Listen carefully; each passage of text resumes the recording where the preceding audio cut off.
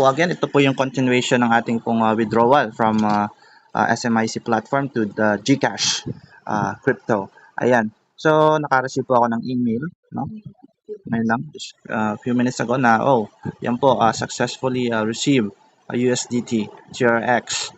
Yan po yung TRC20 sa ating GCash crypto. So, meron din po tayo sa na details kung saan makikita po natin na transparent po na nag-withdraw po talaga tayo. Ayan, may record po siya.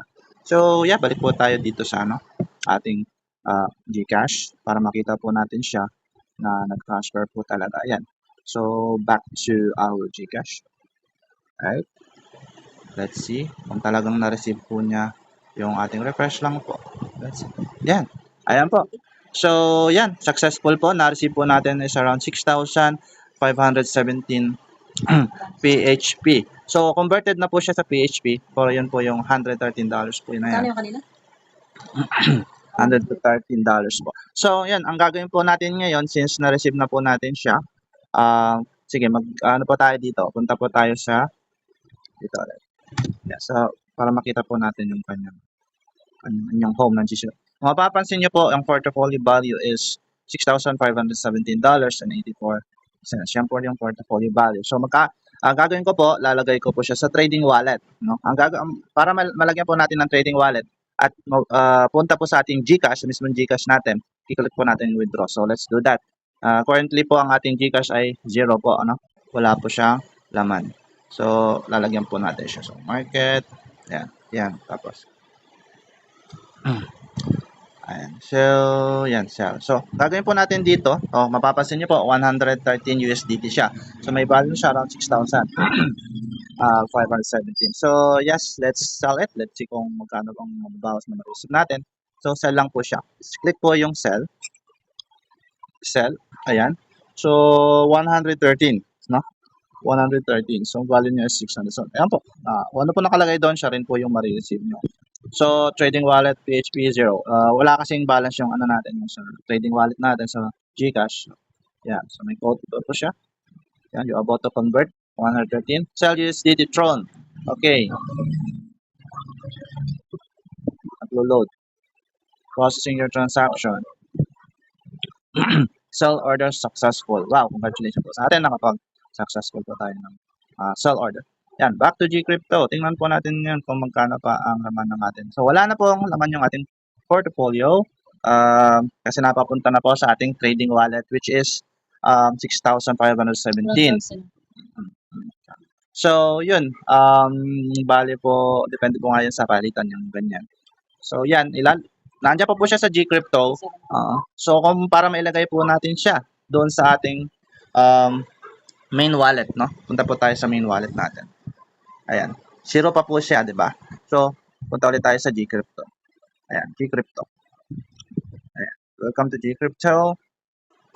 Ayan.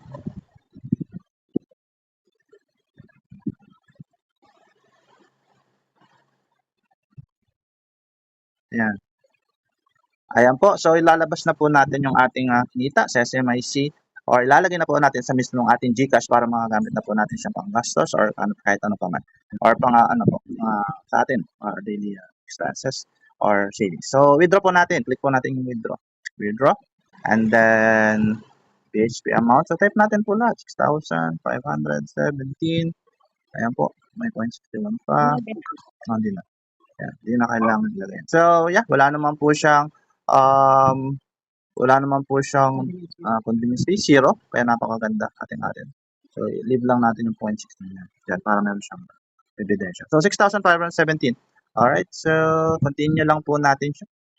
6,517. Continue. Alright, naglo-load na po. Alright, so meron pong sinend na authentication code sa ating email. So, let's see. Buksan lang po natin yung ating email. Meron po ito. Okay. Ito na. Ito na po. So, yung code, let's see kung nandito yung code niya. Nandito sa isa. Ito yung code. 536470. Alright, so yan. Nakita na po natin. Okay lang. Cellphone. 5364770. So, yan naman po iba-ibang code. No? Depende po siya. Alright, submit the code. Okay, success. So nailabas na po natin yung 6,517 pesos na galing nga po sa ating trading wallet. So nag-iwan po tayo ng 0.61 cents. So let's see kung talaga nakapasok sa ating GCash. So labas po tayo. Balik po tayo sa ating GCash. Ayan po. So let's see. Ayan, andyan na po. Nasa GCash na po ang ating 6,517.